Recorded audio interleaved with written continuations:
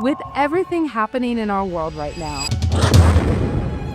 I cannot imagine anything more exciting than giving you this, because with this new cosmological framework, both your life and the world have a real opportunity to become something luminously beautiful. And without it, our world grows increasingly violent and warlike, and our individual lives become more overwhelming and untenable. In fact, if you study the proliferation of modern diseases, mental illness, racism, addiction, hatred, rising authoritarianism, war, and other forms of self-destruction, which have multiplied from the Industrial Revolution onward, you will see both the clear absence and an urgent need for a working, universal theory of everything as a counterbalancing illuminator to modern existence and this dystopic blend of Black Mirror and the White Lotus modern life has become. Because here's the thing, physics doesn't generally address global sociopolitical issues like the atrocities in Sudan, the unspeakable supremacide in Gaza, and what has been happening in Yemen, in Tigray, the DRC, the DPRK, and that is obviously a gigantic problem. And it's also why I've spent a lifetime of work creating this model so that others could live it for free. Because the truth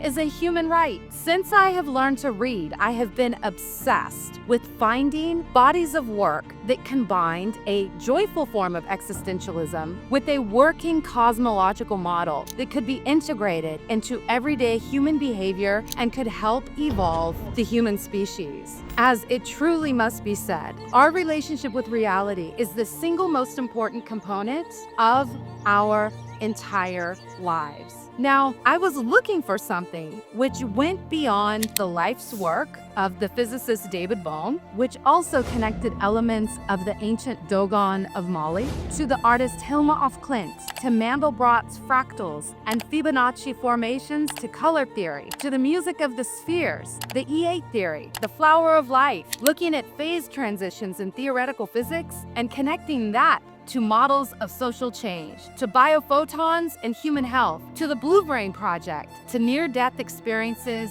to hip-hop, yantras, and neo-tantric art. Since hello, a theory of everything should be a theory of everything. Now, upon discovering the shocking fact that it was not just one or two, but many celebrated physicists of the 20th century and beyond who have used their universal knowledge and nascent understanding of consciousness not to help our world, but chose to instead quietly get paid large checks to build weapons and bombs and or become famous while their work was used to kill people. Suffice it to say, it was painfully obvious that something of this scope and magnitude just did not exist, and that it needed to exist for the sake of humanity. We needed a body of work that isn't just connecting a trope of physics and philosophy, but that was connecting physics with a world in active devolution and increasingly deranged forms of war. So a long time ago, I began tracing the outlines of this model and working to develop an ontological framework, meaning an understanding of reality and a way of being that anyone could understand, anyone anywhere in the world, to help them open the door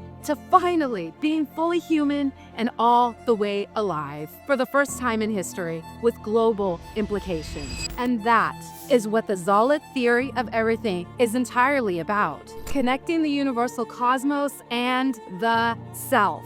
Now, classical physics is typically an exceedingly left-brain dominant, which is a highly fragmented and myopic perceptual distortion itself. However, physics has already proven the observer and the observed are indeed intertwined and interconnected. And if you are only looking at the world through the brains of half of your brain, the left brain, well, to paraphrase William Blake, how one sees is what one is. And you will basically be stuck in a perpetual cul-de-sac, which, hey, it's an open secret that this is where physics has parked itself and remained for decades now. However, recently there's been a bunch of buzz about quantum mechanics, which sadly has twisted and disabused this elegant depth of physics into a shallow, solipsistic self-help concept, which has made even the glorious words, the universe, into an entitled tool for manifesting a new car. Nope. That right there, friends, is the disease and not the cure in our world. Also, it should be said, quantum computing, as incredible as it is, will be of zero use if we keep accelerating our current self-destructive trajectory. Therefore, the true sauce is in theoretical physics and plasma physics. Now, what is plasma, you're probably asking? Sincerely, it's bananas that hardly anyone teaches on the university level, on down or above. Hardly anyone talks about plasma physics, and I genuinely hope this new theory of everything changes that. So, what is plasma? Plasma is commonly understood as the fourth state of matter, after the states of a solid, a liquid, and a gas. But really, plasma is meant to be understood as the prima materia, or the first, the most fundamental state of matter. That's what plasma is. It is the underneath. As in everything we can see or touch, the entire Earth and all the planets beyond, all physical, tangible matter comprises only about, get this, only 5% of the total cosmos. And 99% of that visible matter is made of plasma. The sun is plasma, stars are plasma, lightning is plasma, auroras are plasma, and even fire, the hottest flames, are plasma. Plasma is the gorgeousness we see in space from the images of the Hubble telescope and swirling toroidal spirals and colors. And these magnetic fields are the underneath to the entire material world. It is essentially what holds us all. How heart-shatteringly exquisite is that? Now, Irving Langmuir coined the term plasma in 1928, almost 100 years ago, connecting the understanding of the life-bearing fluid of our own blood and lymph to the plasma currents flowing throughout our solar system and galaxy, which parallel the circulation of life in our body. Now, the rest of the 95% of the cosmos, this is really key. Science, shockingly, still knows very, very little about that other 95%, the unseen. And that is made up of, look at this little picture here, 27% dark matter and 68% dark energy. And that dark energy is responsible for the accelerated, ever-expanding nature of our entire universe. Which is rarely known about this is that our understanding of physics, it drives our entire worldview and our value systems. For instance, we think of materialists as the majority of society. These are the people who value wealth and status and appearances. And follow me here, because this is connected to physics. This is because our predominant model of physics has been about emphasizing matter, the seen, the visible. In the modern era, our entire society has become matterist. We value only what we can see or what we can touch. This is why our materialist culture, or our whole matterist culture, even defines how we see health and medicine, that the body is a thing to be fixed. So give it surgery, give it drugs. Or the model of mental illness is defined by neurosis. Diagnoses our minds as machines that break down. So give them pills. Except we're not cars, we're not machines. This materialist matterism perception even defines how we have perceived, collectively, death. Again, since the industrial material matter revolution, we believe that we are simply our bodies. So when we die, then we must disappear, right? No, this is also why people have become so terrified of death. But matterism as such is a deeply flawed model. It isn't the truth, and anything that isn't the truth will always breed fear. The truth about life and about reality is that all life is about the underneath, and it is time that we had a model of physics which substantiates that. So here's where it gets quite fascinating. The word matter is based on the Latin word mater, which means mother. So all matter is born from the cosmic womb. Amazing, right? And this is a fundamental tenet of the ZALA theory of everything, which picks up effectively where Stephen Hawking left off. Because before Stephen Hawking died, he and cosmologist Thomas Hertog put out work, which was just published in 2023, this book here, stating that the cosmos is holographic. Now, contrary to some theories out there, no, life is not a simulation. I repeat, life is not a simulation. This ish is very, very real, but it is more like, if you can fathom, a very real movie projected from consciousness, which we all play an omnipresent, interconnected role in. So to recap, The cosmos and all life is a hologram, and this is huge. It means that we can begin to understand that instead of the egocentric concept of what is known as the Big Bang, the cosmos is far closer to the real meaning of the Big O, as in the truth of our cosmic origins are far more aptly described as what I would call the Big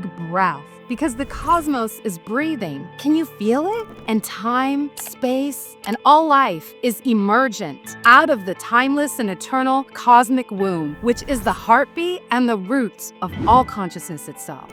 Now, here is where everyone should know that the core meaning of the word apocalypse from Greek is a revelation of truth, where the womb is revealed. Yes, wow. And this vastly illuminates our entire understanding of physics. For instance, the concept of entropy has been really widely misunderstood from its original context in thermodynamics. We have a tendency to see entropy as, ominously chaotic, when in truth, entropy and order are polarities that in fact work together synergistically in a continuous dance, unfolding and revealing the need for evolution and the opening, blossoming of change. That change is a constant, and it's also wondrous. Change is something to be welcomed, to be embraced, instead of a cause to panic. And this is truly a gigantic epiphany when most of our world has now basically given up on the future and is living governed by this overwhelming level of fear, of cynicism, of exhaustion, escapism, instant gratification / everyday hostility. So yes, using this new theory of everything, we can begin to see life with cosmic eyes, all three eyes, and understand what is happening in the world right now with all of these polycrises, which are very real, is to know that all these crises are essentially birth contractions to a new world underneath this ashen one that is just waiting to emerge. And what makes all of this unfold are clear awareness and participation. Yes, the old world is dying as it is because it cannot go any further. It's the end of the world as we know it, not the end of the world. The old world has served its function to catalyze our species into evolving out of this realm punctuated by survival, by an anxiously limbic, left-brain dominant, status-obsessed, out-for-ourselves, reactive, violent culture that is overrun with ethnocentric insularity as some sort of warped, abnormal normal. This global society of nihilism, of numbness and alienation is what no child deserves to grow up in. Hence, with this new ZALA theory of everything, being alive becomes a livable sacred geometry where your own life is very deeply connected to this collective birth of a new world, which extraordinarily is what all children dream about all over our worlds. And this theory of everything makes that dream real. May we remember that Heraclitus said some 2,500 years ago, the cosmos is an ever-living fire. Oh yes, he did. And that even though most people only think of fire as something destructive and dangerous, which is totally and completely understandable, hello climate crisis, yet the concept of a cosmic holy flame is a genuine, mind-boggling revelation. A little contextual side note here. It's probably not an accident that my own name means the ancient triple goddess of fire, or that my first book was about evolving Gandhian kings' models of social change into something that I called soulfire, or that even my license plate says a flame, because I have always known that plasma physics, this eternal flame of beauty underlying the entire cosmos, was the definitive core of life. So the ZALA theory of everything is ultimately about understanding the true nature of reality, which is what everyone sees when they die. This has to be known, it has to be said, and that is that the ultimate reality is in fact beauty and joy. And humankind need not be waiting until we are dying to learn how to become alive. It is the ultimate irony. Instead, we are all meant to know right now, today, that life is a flaming cosmic rose of the most profound beauty imaginable. Just look at this freaking piece of art NASA commission. It's as if they knew the ZALA theory of everything was on the way and being born. Clearly, because we are all meant to know, and for free, mind you, that every single moment, no matter what it looks like, a car accident, losing our job, getting a new job, a relationship ending, no matter what is happening on the surface of life, there is a cosmic beauty underneath and a self-organizing principle of blooming and an interconnected purpose happening underneath and underlying everything. Now, when you learn to live from that place of the true nature of reality as cosmic joy, and what I have come to call existential honey, because it was very impossible to find a model which combined joy and existentialism, so we made one. When you live from existential honey, you can't even begin to fathom how your life and your destiny will rocket ship, because every single thing you experience is a refracting prism of one's own consciousness. Everything. And bonus, discovering this truth, that there is an underlying order of the cosmos, is the only way anyone can ever fully relax. No wonder everyone is as stressed out as we are. Our nervous system can finally unwind, the tension in our fascia lets go, our heartbeat, our breathing, it all smooths out.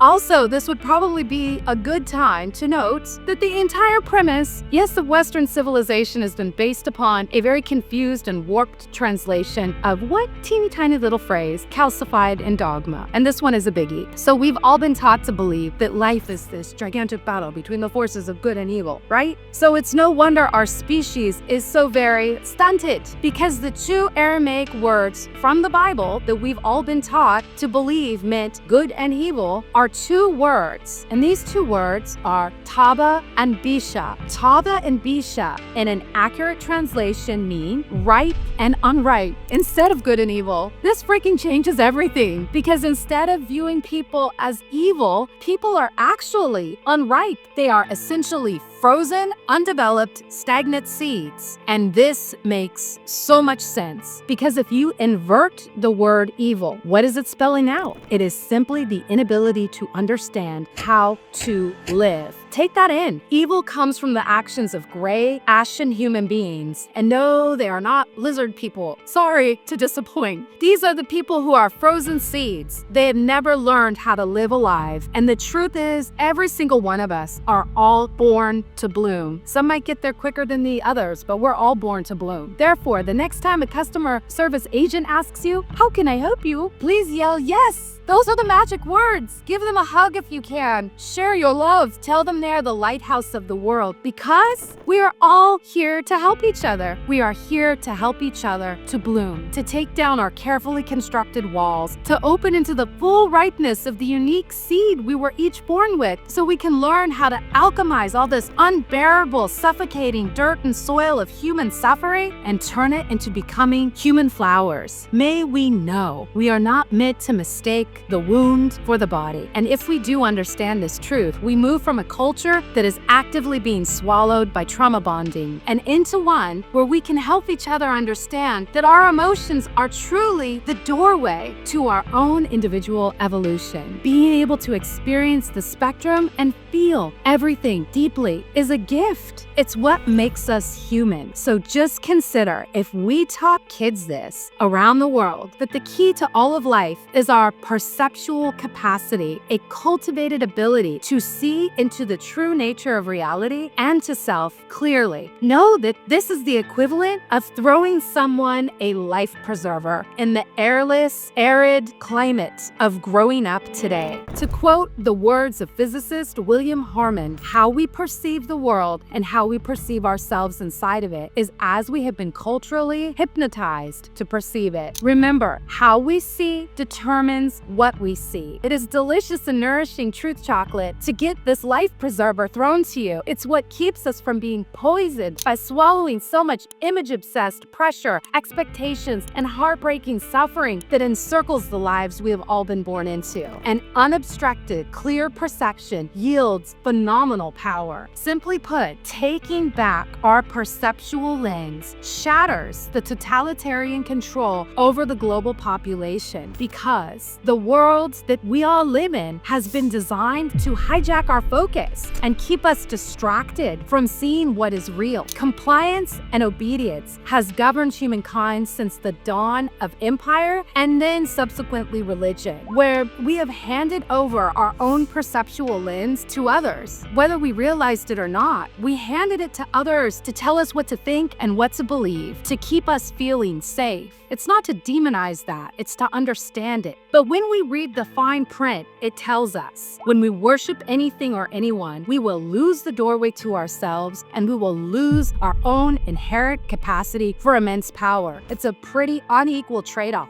We must finally know the divine is not above life. It is the center of life, of all life, of everything. Which brings us to this. Instead of believing in some anthropomorphized deity that has been sold to us with all the attending violent dogma which does surround religions and cults, watch some Netflix documentaries, y'all. The human species now begins to see that divinity dwells within the very principle of life and aliveness itself. And being able to see and trust in what can be called Geist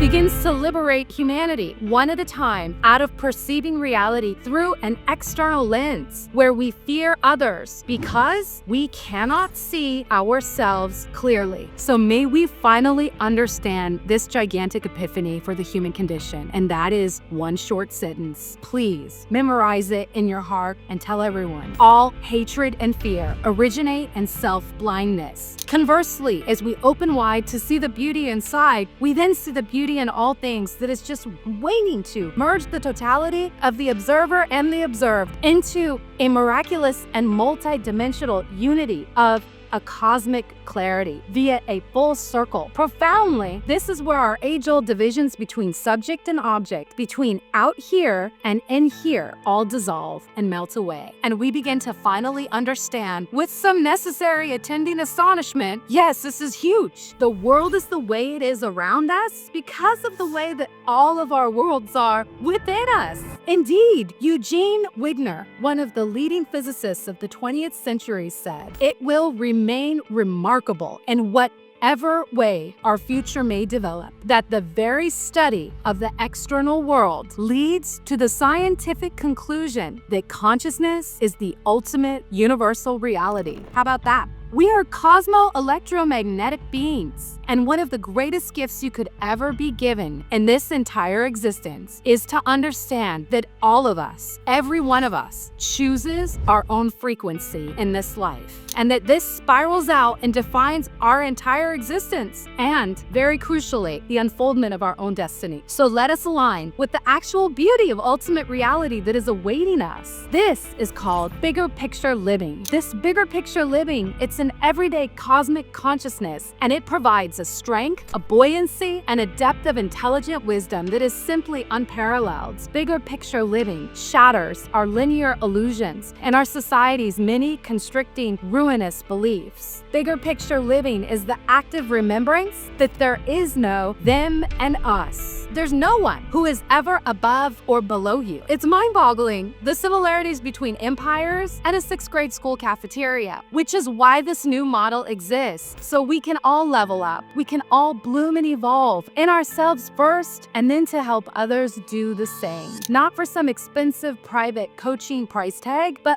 for free, because peace is a mother-flowering universal human right. And may you finally know, peace is oxygen, and no one has the right to sell you air. Our species must urgently learn to work together if we are to survive these times of enormous changes. And all of the infighting we currently see between groups and between ideologies, all of the infighting is simply a reflection of how disconnected and shut down the majority of us are individually. But it doesn't have to be that way. You deserve so much better. And that is the sacred plasma fire of why all this work exists. Because I can't help that I love you. It burns in me that no one, not you, not anyone else, should ever feel like they are drowning in themselves, or that they don't belong in this world. You do belong here, and we need you. Our world needs you. Our world needs all of us to navigate this unsustainable and self-induced global dumpster fire that we have unintentionally all created as a species. It's now exploding before our very eyes, and we need everyone to work together to lift up this bright new world that is now emerging to be born. We are all meant to lead together, side by side, because as of September 2025, there are now 92 countries engaged in armed conflicts, 92, and 59 state-based conflicts globally. There are also now 12,241 nuclear weapons on planet Earth, and that means that there is now more war and more weapons in our world today than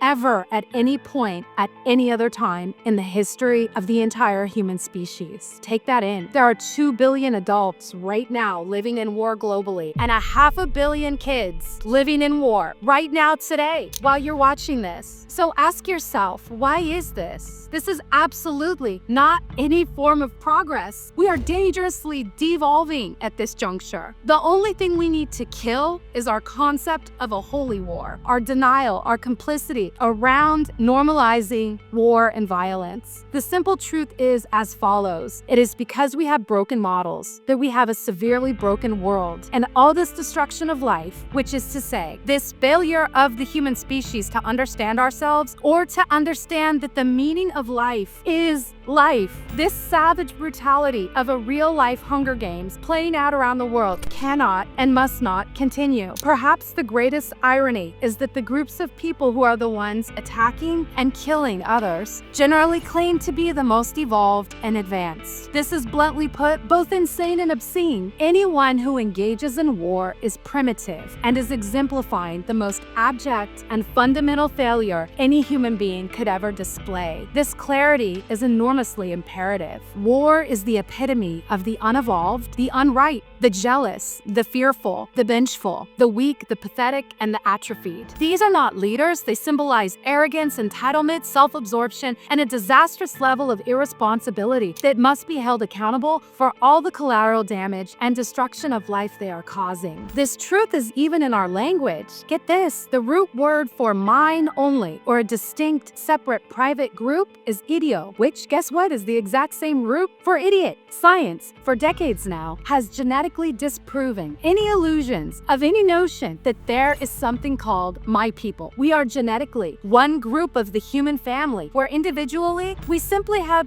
different physical features called phenotypes, which are only based upon, and here's the key, environmental adaptations. Basically, our environmental adaptations have been determined by which geographic pathway that all of our individual ancestors took out of Africa some 60,000 years ago. That's the simple naked truth, and it is staggering how many people do not get this, or more accurately, do not want to get this. It's called intentional blindness for a reason. Note, it is not a luxury to be aware. Awareness is a necessity of being human, and so is courage. We are meant to help each other become aware and to be brave, not to exploit and hatefully undermine each other. We all have a fundamental responsibility to identify truth. And on that topic, what we call ethnic or racial groups has zero basis in biological reality, and that's a big truth. Our ancestries are really just defined by ancient migratory patterns. How is this unknown? Do the research. Ancient migratory patterns, not your genetics. This has been known for decades. This is like saying, the people I traveled with on the freeway tonight, I now need to have them all over for dinner because these are my freeway people. I am only going to trust them. I will kill for them. I will also pull all my resources and money together to protect them so we can only help our other freeway people. What? Are you serious? It is astounding, our collective willful blindness to the functions of reality, biological and cosmic alike. This is why anyone who engages in war or violence is a remedial human. This has got to be known. There is no such thing as genetically based ethnic groups. We are only different geographic migration groups, but we are all the same fundamental human composition internally, even though we may have unique and different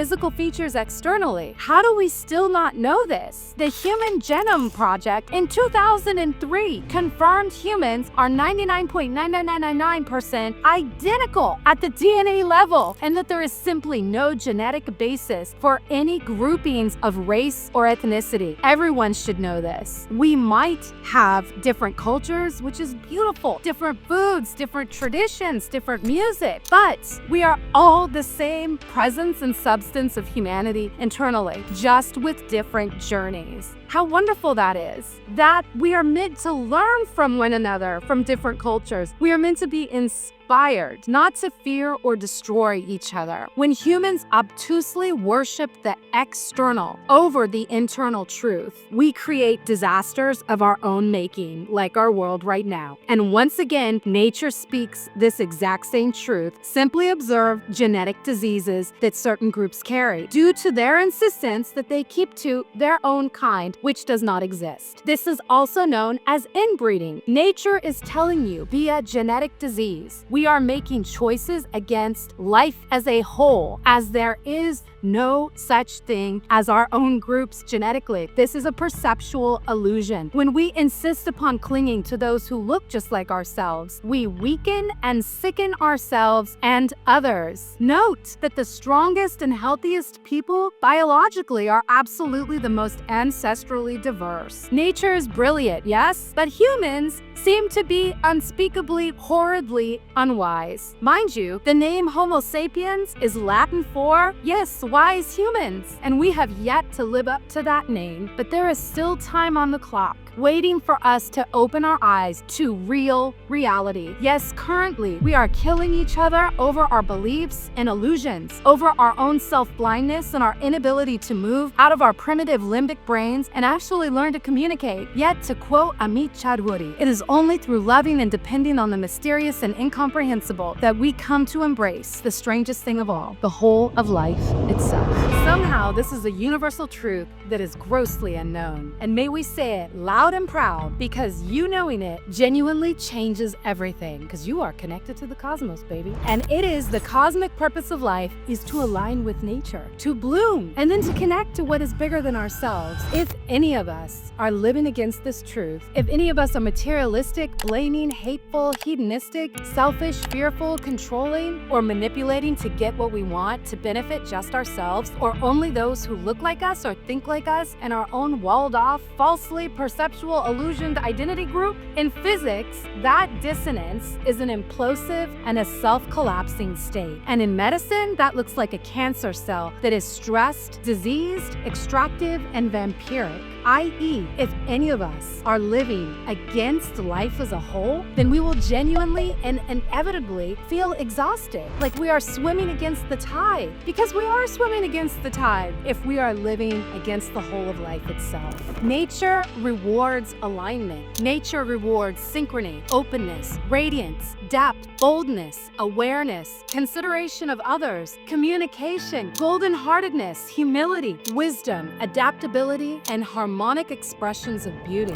These are all rewarded with pretty amazing things. Extraordinary peace, life force, vibrance, energy, fearlessness, power, leadership, ease, well-being, laughter, and aliveness. Nature abhors a vacuum, and living vacuously and negatively is to exist in a siphoning vacuum state of taking instead of giving, of sucking the air out of a room and draining the life out of other people, where one long inhale of a lifetime of taking eventually buckles under its own lopsided weight. Darkness isn't cool, it's not hip, it's not edgy. Darkness is wrenchingly tragic because it seeks to pull everyone down with it. And a transactional existence, which is so normal now, it's ubiquitous, it's not just an empty, purposeless waste of life. It's imbalanced via the principles of nature, because transactional living is a self-serving plague, and everything in nature is relationship-based via a shared common purpose. Nature is dynamic and fluid, not stagnant and closed off.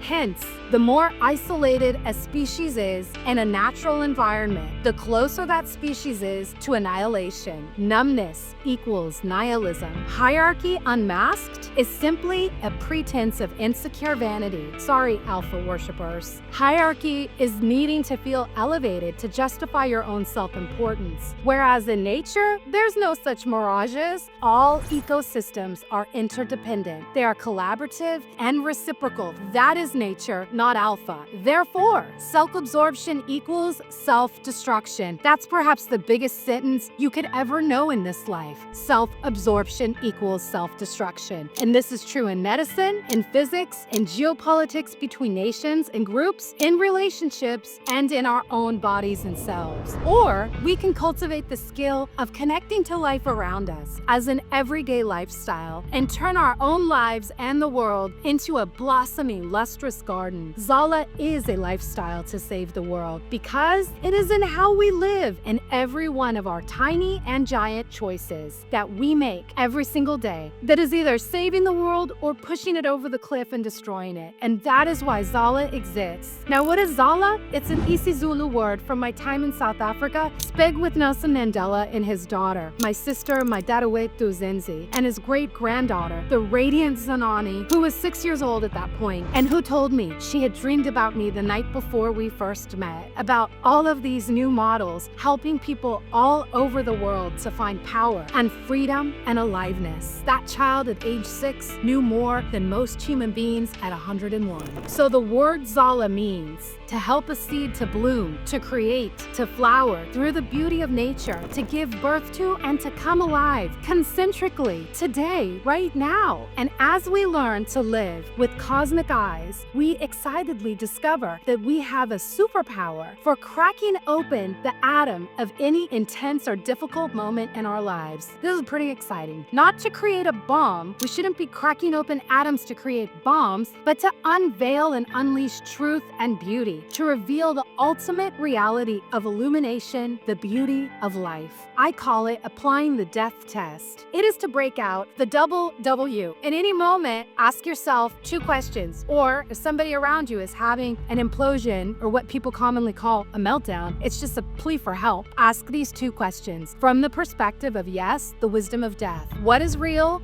And what matters? This is the instant illuminator. And you will find that as you develop this capacity to ask and answer these 2 questions, you will waste about 95% less time in your life and remove 95% of the ensuing stress from all the drama that seeks to suck up our days, but only hollows us out in slow self-erosion. The deepest parts of us continuously yearn for meaning and beauty. If we are honest with ourselves, we know this. And the truth is, beauty is not at all about how we look. It's about unlocking the beauty of who we truly are internally and then sharing that with the world externally, which thereby alters the fabric of all temporal reality cosmically, not just for your life, but cosmically. Not just to manifest abundance just for you, but to help change and evolve the landscape of the entire human species and the fabric of our global society. Simply consider how automatic it is for the most kind, wonderful individuals we all know, how easily they can see the beauty in other people. But hoo-wee, when it comes to asking them to look at themselves, you know what happens? It's definitely very difficult for them. They're frequently ruthless, critical, so harsh, and so full of self-loathing. Heartbreakingly, the majority of our culture has what I would call self-worth dysmorphia. This is also why Gandhi's "Be the change you want to see in the world" wasn't nearly enough. It wasn't enough to substantially change anything, and evidentially, it hasn't really worked. Just look around at our world. And by the way, Gandhi's granddaughter, the shining Ela Gandhi, concurred when I told her that. The Gandhi family, the Mandela family, who I spent time with after my first book was published, I can tell you firsthand that they know we need to go far further than we have yet traveled, and we need new models to get us there. Cue the ZTOE as a new physics of the underneath, because the unseen foundations of life, the substrate, the intangibles, are arguably the most real, the most valuable, and are ultimately what life is all about. Love is an intangible. Truth, courage, honesty, joy, these are all intangibles. Seeing the humanity in others, all intangible. And having an active understanding of where every moment comes from, of knowing how to connect to the underneath in the world, and yes, in ourselves, is why we need a new physics. So, the ZT ZALA, this ZALA theory of everything, is also epistemological. That word means and signifies a new theory of knowledge. If you look at how we have collectively arrived at this moment in human evolution, it is largely defined by how we know what it is that we know. So clearly, yes, it's time for a new physics, one which moves us out of a laughably limited and cerebral, cycloptic left brain perception and vaults us into a whole brain, whole self-health as I call it, whole of life, clear and cogent awareness. Additionally, the time has also arrived for a new teleology, meaning a new theory of purpose. And this is the actual nucleus, if you will, to this new theory of physics. Up until now, for the majority of us, our purpose is understood as individual human beings only. And this has been defined by an atomized, life-in-a-bubble understanding of this self-centric individualism we've all been taught to live. Now, that way of life has proven to be disastrously pyrrhic. We need a new physics which enlarges our purpose in life to widen our lens beyond just helping ourselves, but about helping our world. This traces all the way back to ancient Greece, the birthplace of democracy, where it was debated that our life's focus should be either hedonia, all hedonistic self-gratification, or eudaimonia, a bit healthier of a self-focus, but still a self-focus, this time on well-being. However, overall, our focus has remained historically fixed on the singular, on the self, the good life, on flourishing for ourselves, for our family, and by extension, the people who are just like us. This is what's been normal. This is what we're all raised to believe what life is. It's no accident then that this is also the time in history, the time in ancient Greece, where the word barbarian originates. Now, the Greeks thought those who spoke other languages and who were different than them, those who were other, all sounded like they were speaking bar. Can you believe this? And therefore, others quickly shifted into the concept of barbarians. Now, this is all relevant to the need for a new physics because these very concepts of self and society have come to shape the modern world as we all know it and live in it, and have provided the context for the purpose of physics as a field. And purpose is truly so key. If we remain insistent that purpose is inherently self-focused, in physics this looks like accolades, or in self this looks like an emphasis on personal success. Bluntly put, our species has rather little time left on the clock before we go extinct.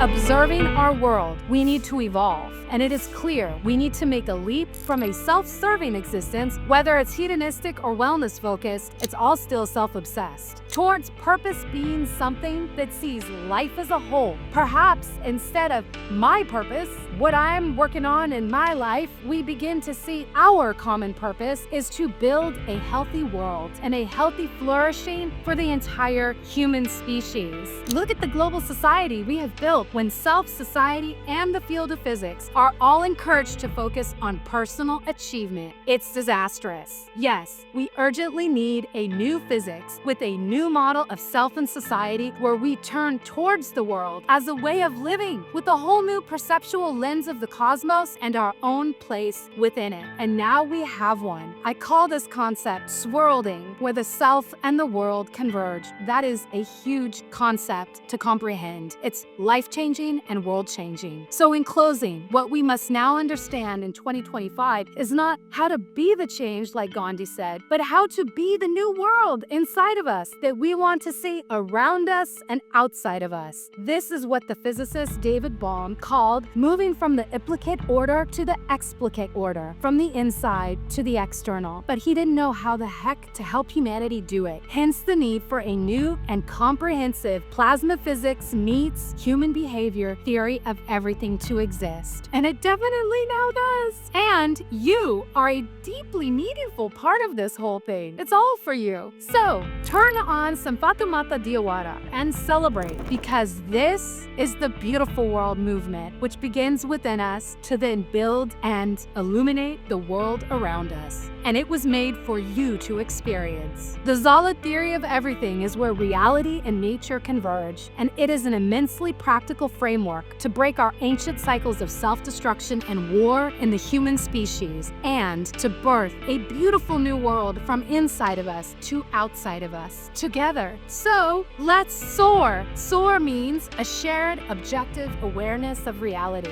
This is a power far greater than any weapon on earth, and it is actually way more fun than being sucked into this hell unleashed onto our planet, built for us to imprison ourselves in our own minds with exhaustion and isolation, to then keep fighting each other in a constantly distracted state, while simultaneously attempting to escape this swelling landscape of darkness globally that is consuming our entire species and our whole world. It's like one long, unending horror movie we're all living inside of. And why? It's making other people a whole lot of money. Hard? Nope. That is not what any of us were born for. So what do you say? Let's flip this world out of the hands of the unripe, who need to take a seat. They need to take all the seats, because their time to lead the world is over, says nature and me and you, and also all of the children everywhere around the world.